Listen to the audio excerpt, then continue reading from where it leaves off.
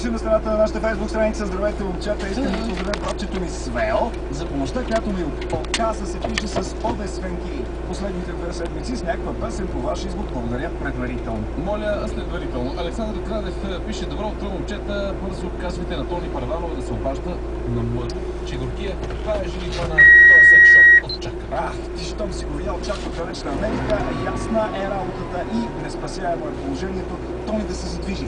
А ние продължаваме с поредното музикално желание, то е за Джеси Джей и Томено, песен, която си е поръчала Асения Славчева, но Томено ще чуем след като първо чуем Димитров. Росен,